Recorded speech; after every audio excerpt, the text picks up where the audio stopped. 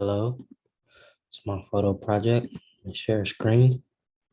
Right here, you have a family of three, and then to the left, you have the slave or slave nanny. This is in New Market, Virginia, 19th century, early to mid 19th century, because a little bit later is when the Civil War happened.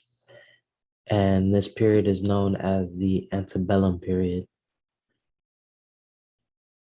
In this photo, we see you have the family, the male, the mistress, and baby, along with the slave nanny, who, to some people first looking at this picture, it seems like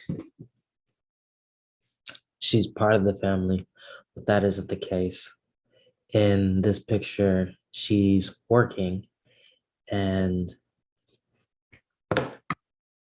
just looks exhausted, doesn't look, you know, as nice as the other two, the mistress and the master. In the photo, she just looks exhausted and she's just taking care of the child.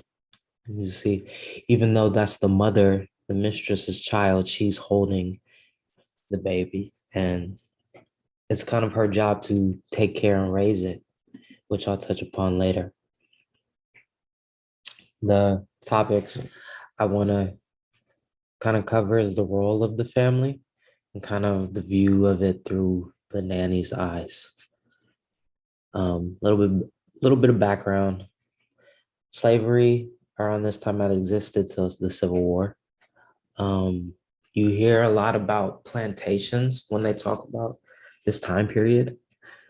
Plantations are large portions of land that are owned by wealthy white males or white families.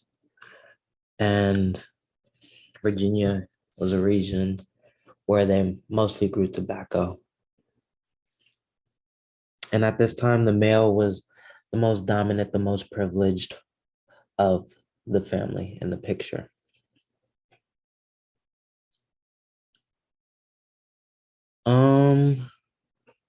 Not all slave owners were big plantation owners. Some were small, poor families. In the photo, we don't really know how many he owns. So we just can assume that either he owns a lot or he doesn't own many. It's just that small family. Some had hundreds of slaves. Others had only a couple. Now, to go over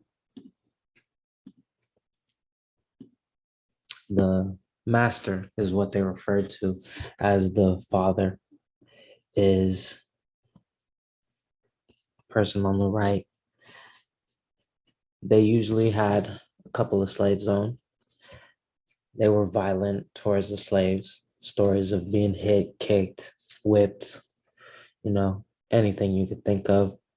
When they escaped, when slaves tried to escape, they would have dogs chase after them. Like I said, referred to them as master. There were times where he would threaten to kill the nanny's child because that was a thing. There were times where the whole family had the nanny had a son or daughter or a couple of children. I'll touch upon that a little later.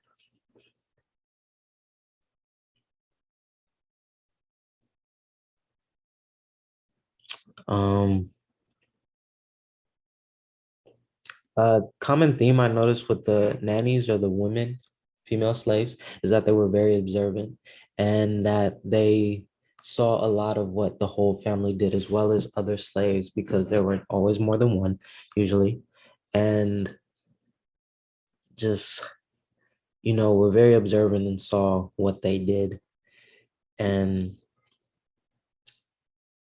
some slaves talked about their master or the family having genuine kindness, and some were emancipated, freed, and just the tone of their voices was they just accepted the, kind of that life and was just fine with it. They said, thought of it like people, some have it worse. And, you know, it just, the family status, and also depending on if the slave was mixed, kind of depend on how bad or poorly they got treated. Um, a lot of themes used were deprivation, violence, poor. Some families who couldn't afford slaves did it to kind of preserve their reputation. Some were, here it is, slave owning made someone more elite. So, to kind of preserve that reputation, even though they're living almost paycheck to paycheck, really can't afford it, they still did. And that kind of played a role in how they got treated. They usually got treated worse if the family was poor. Also, if the man drank a lot, was abusive.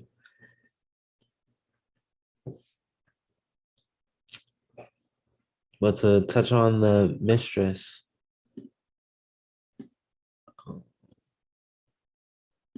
let's go back to the photo. Touch on the mistress. It's right here in the middle. She was the second in command. The male had the most privilege, most dominance. The women ruled the house. They were kind of the head of the house. Um, they were considered inferior to men in society's hierarchy, and they weren't on the same level. They either obeyed their husband or they obeyed the fathers until married. And their role was to just control and protect the household, children, and have children. That was it. They didn't really need education, not that they didn't have that privilege, is what I'm trying to say. They didn't, and if the child was a female too, they would be raised in the same way, to not need education. However, most of them could read and write.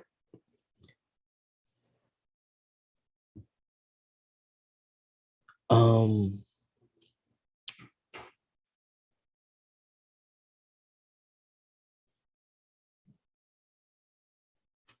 Mistresses often showed their dominance in the household. They can, like I said, they controlled children, the slaves.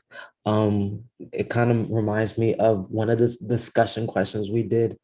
Um, Indian Indian household, and the quote used on how their expectations and the servant should be able to do normal chores. Anything that the mistress can do, the slave should be able to do, basically, is what I wanted to say. And so it's kind of related to that because they didn't really have that high of expectations, and people with more slaves probably ended up being replaced or sold to other spots around, because that was a thing.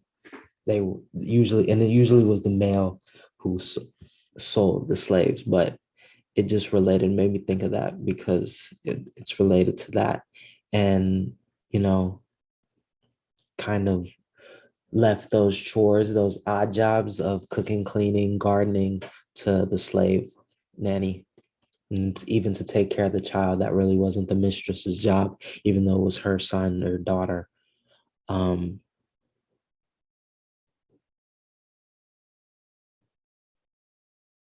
it was through slave labor that influenced the mistress's identity as mothers. And through their rule, white mistresses would show their dominance in the household onto the children.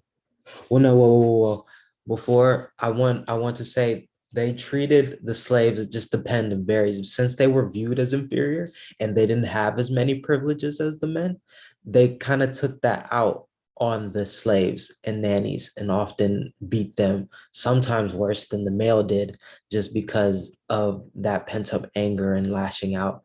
And even though some of them knew it was wrong, it was like, this is the privilege they have. So at times they abused it. Others didn't, were kind of carefree, kind of encouraged fleeing and escape, but not everybody was like that. Onto the children, like I touched on before, if the children was female, she's already being encouraged to be that next person of the household. If the child got in trouble, usually the punishment would be carried on to the nanny or the slave nanny. They often played with the slaves' children because that's a thing, that's what happened. Um, Even though not equal, they often played with them.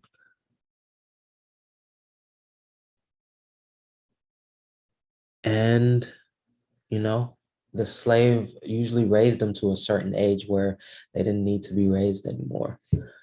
Um, Not too much to be said about the child. However, as far as the slave women, at times they were forced to have children. And that's kind of connects to what I was saying about having them play together, their own children playing together, and how masters would threaten to kill their child. Um, at times they were raped, and they treated usually the mistress child as their own, with their milk as a wet nurse. Um, so there was at times where if the slaves weren't treated as bad, or maybe they had mixed or interracial babies and were freed or emancipated or sold off, once that happened, they would come back and see their child to see how they grown up, or to even see the mistress's child to see how they grown up because she raised them like, or her as their own. They served the role as maids, house cleaners, cooks, servers, gardeners, filled all those names. That was her job, and expected to do well, and were beaten and abused if they didn't do it to the family's liking. They were seen as breeders at times, just to breed more children. It would save the trouble of going out and buying slaves if they had more children to serve as slaves themselves, you know? And even in the picture, she doesn't she doesn't look happy, but more than anything, she looks tired. She just looks, I've been working my butt off, is kind of what she's saying. And finally, this photo represents inequality in 19th century Virginian society. And even though there were some sources that said people in the South had it worse than Virginians, still doesn't make it okay.